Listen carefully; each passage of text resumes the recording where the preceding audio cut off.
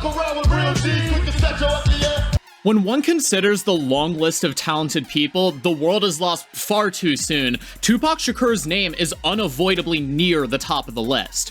Shakur was one of the genre's founding fathers, having made his claim in the mid-1990s. Even in death, Tupac Shakur is one of the best-selling music artists of all time. 25 years after his terrible death, the world continues to honor his memory.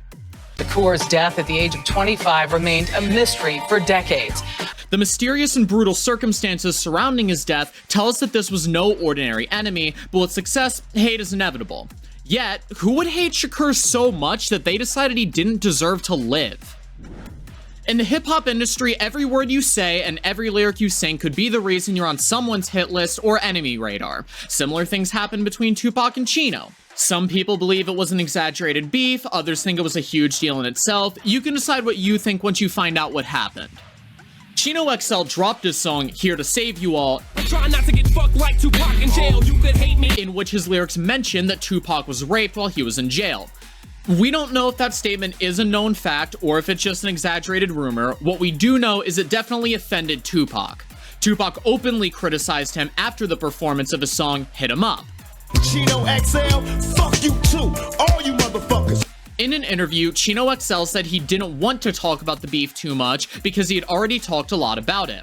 He shared a personal experience with Tupac on Venice Beach before his death and expressed that if he had known his lyrics would have offended Tupac, he wouldn't have said it. Chino XL was a fan of Tupac and the Outlaws, so everything was straight, although there is no confirmation if the beef was ever officially squashed or not.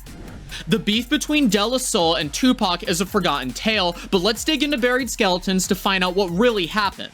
De La Soul's 1993 video for Ego Trippin' aimed to spoof mainstream rap in the early 90s, which often depicted rappers flossing expensive jewelry, fancy cars, outrageous mansions, and a revolving door of female acquaintances.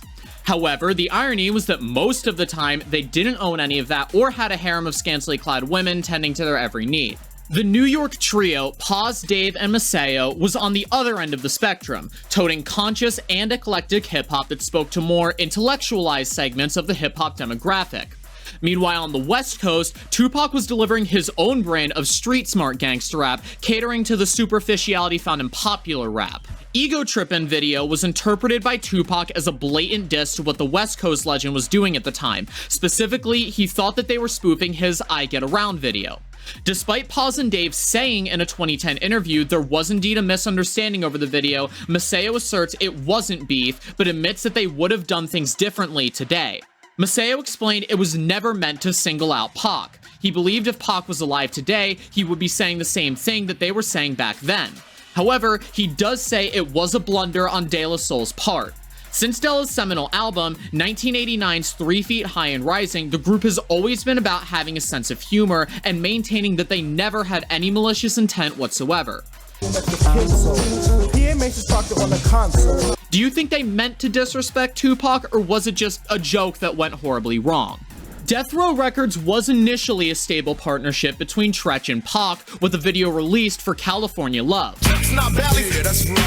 However, Pac's arrival at the label influenced Treach's decision to leave the label.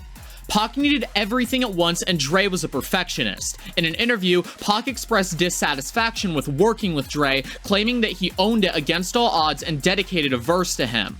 Tupac also claimed that Dre cheated on his wife. After Tupac's death, Dre continued to play California Love at concerts, and Tupac's part was sometimes read by other rappers. In September of 1996, Tupac Shakur and Snoop were in New York for the MTV Music Video Awards. Snoop did not attend rehearsals or record a song with Tupac on Saturday Night Live, leading to an East-West feud. Tupac and Suge Knight were furious as they had been recording songs dissing each other. An uncomfortable flight back followed, and Snoop was initially afraid for his life. The two rappers separated, and Tupac was fatally shot just days later without an opportunity to settle the argument. Prodigy, in an interview for Vlad TV, explained how the conflict with Tupac began with Snoop's video of kicking over New York buildings was disrespectful. Snoop felt some kind of way, like if you've seen the footage. Mobb Deep responded by defending their home state and city. Tupac mentioned Mobb Deep several times in his songs, but the most memorable one was in Hit 'Em Up. After Shakur's death, Prodigy said they didn't have problems with Tupac, but he took offense to it. However, it's not really where the problem actually started, but that was a seed planted in Pac's mind. LL Cool J was an inspiration for Tupac, as evident in the song Old School. In '95, LL released I Shot Ya. Reportedly, the conflict could have also resulted because of Pac's girlfriend, Kidada Jones, who had been dating LL for almost 2 years before his death. In 1997, LL recorded a song produced by Puff Daddy in which he referenced Pac, Love Tupac. Tupac's original song, Lil Homies, released in 2001, closes with the lines, "Check out the man gone, I'm out, I can't." Jay-Z, a fan of Tupac, was a mutual friend of Biggie before the beef. However, when the conflict between Biggie and Pac began, Jay-Z continued talking to Biggie, causing tension between them. The Outlaws advised against this conflict as it was only between Bad Boy and Death Row. However, a feature with Biggie, Who Shot Ya, like Sinatra and Peruvians, angered Pac. Gene Deal recounted how Jay-Z didn't want to leave his hotel room to meet Tupac, who knew where Jay was. The song Dead or Alive Part 1 features lines like, "I don't know when to let go and let young souls die." I don't know when to let go and let young souls die. Some believe it was recorded a month before Tupac's death, while others believe it was not. DJ Clark Kent claims that the main diss record Pac was never released, but it was performed live at the Apollo once out of respect for his death. Yeah, it never got released, but he performed it. Kent said Jay did a record going after Pac, but just as it was about to come out, Pac died.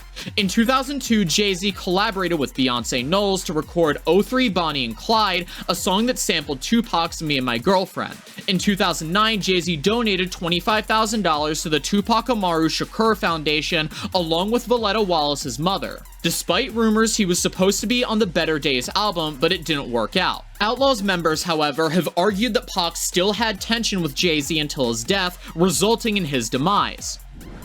Records report that Tupac and Nas were on good terms, but everything went down the drain and Nas became involved in the East versus West Coast beef, which Tupac wouldn't have liked. They met at the House of Blues, where Tupac told Nas he was not involved and that he shouldn't get caught up in it. Tupac listened to Nas's song The Message, and he remarked that it sounded like Nas was talking about Tupac, implying that his luck was slow. In 1996, rapper Tupac released a song called Troublesome 96, which may have been a diss on Nas. Nas felt Nas stole his beat when Nas used the same beat on Street Dreams that Tupac had used in All Eyes on Me on When You See Me. However, the beef would apparently be squashed at the 1996 MTV Video Music Awards in New York. After it was squashed, Tupac committed to removing his attack on Nas from the song, but he was fatally shot only 2 days later. Nas was in the middle of a live concert when Tupac was pronounced dead. Tupac Shakur passed away, y'all. Nas reacted to the incident by stating that he had only come at him once on a song called Against All Odds. He cried when he heard it and compared his music to his music since Trapped and rhymed with Digital Underground. He believed that his music gets in the hearts of many people today, even though they don't listen to him. He praised Nas for his incredible music and the sensationalism he brought to the music scene. Tupac and Biggie were good friends, everybody knows that, but how did they end up becoming each other's worst enemies? How did that happen? Well, Tupac Shakur and Biggie Smalls were two of the most talented hip-hop rappers in history, dedicated to exposing the truth of life on the street, social injustice, and the racial divide. Tupac entered the music scene 2 years before Biggie, and their friendship began when Tupac asked Biggie to be his manager. They had mutual respect and enjoyed freestyling together at the 1993 Budweiser Superfest in Madison Square Garden. However, Tupac believed Biggie had a hand in the 1994 gundown, which occurred when Tupac was gunned down in the lobby and shot 5 times. After that, Tupac joined Death Row Records, which cemented the East Coast-West Coast rivalry between Knight's label and Combs' Bad Boy Records. He accepted a place on his Death Row Records roster, which led to the rivalry between Knight's label and Combs' Bad Boy Records. There was never proof that Biggie or Combs knew about the incident, but a couple of months later, Biggie's B-side single was a track called Who Shot Ya, which led to Tupac's response with the song Hit 'Em Up, in which he claimed he slept with Biggie's wife, Faith Evans. The punches continued to be thrown throughout their short lives, each side blaming the others for their deaths. After Tupac's death, Biggie wanted to put an end to the whole coast-to-coast fighting, as they had waged a coastal beef that made the whole West Coast hate the whole East Coast. Made a whole West Coast hate a whole East Coast, and vice versa. Tupac had many ups and downs throughout his short-lived career, but he kept his enemies in check. Which one do you think was the biggest feud of Tupac? Was there anyone who had the strength to bring down one of the biggest names in the hip-hop history? And what's your favorite diss track by Tupac? Let me know in the comments down below.